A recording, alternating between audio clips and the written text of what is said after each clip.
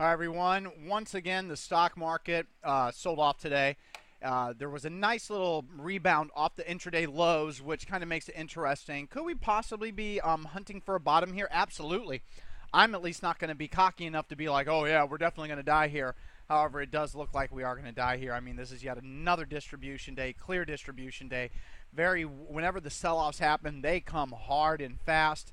That's a sign that there's not a whole lot there to support this market.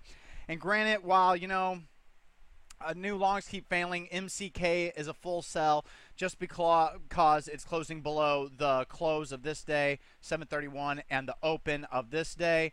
That right there makes MCK a full sell. iCAD's a 75% sell, still holding above those low days, and those low days. But the bottom line is it's not moving up immediately, so I want to get out of most of it. But that just goes to keep the point. These stocks are still fine, so they could still base out, break out, and move higher. And that's indicated by stocks like DEC going ahead and breaking out today above that downtrend line post earnings, and then LPSN refusing to not ever go down. VDSI pulled back, but it still broke out yesterday. So despite the weak action, there are a few stocks out there that are bucking this trend, and they have beautiful technical patterns. They're extended from their 50-day moving average, so actually if the market pulls back, that would probably set up better bases for us to get long these stocks. And stocks like UA, Facebook continue to build nice bases. But BIIB, that leaves, some concern out there. SWKS, though, continues to build a nice base. And OVTI, it's basing out. So there are some nice patterns out there.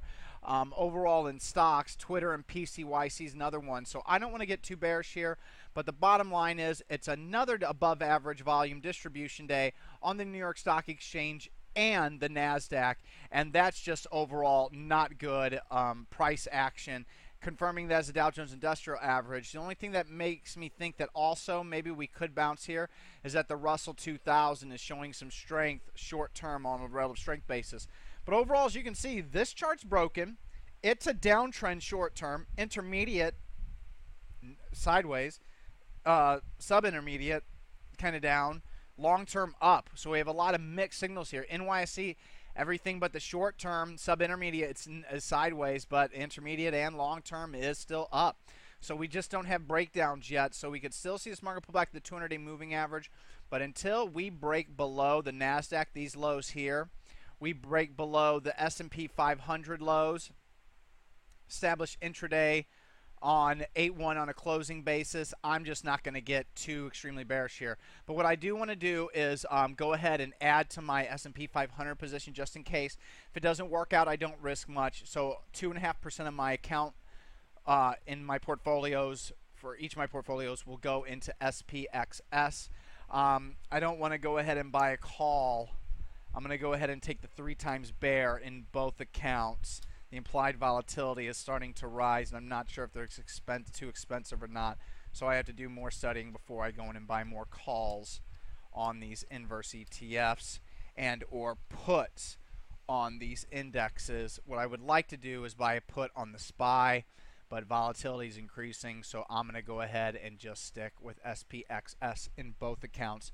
2.5% of account portfolio in the non-margin and margin account. We do have some sells. CLR, it's another 50%er. I know it's still holding the lows of the recent sell-off, but it's another heavy volume, well above average volume, close below the 50-day moving average. Ugly intraday action, and despite that bounce off the intraday lows, a horrible close, so that's a 50% sell. Same thing with XCC. I know it's holding those lows, so it's not a full sell, but another weak close intraday, 50% sell. Another down day on above average volume and or close below those lows on 8-1. And CLR and XCC is gone.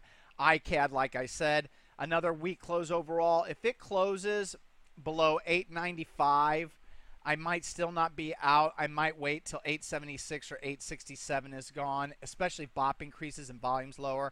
If volume rises at all and BOP falls at all, we're out completely on iCAD. But we have a lot of stocks that are really on the cusp of giving final cut loss signals like GWPH. So it's a wait and see here to see what the market wants to do overall. It looks like we want to move lower, but I just don't want to get too confident on that whenever I see stocks like DEC breaking out. BCRX also post earnings, giving a pocket pivot point buy signal. back-to-back sessions. That weekly chart looks good.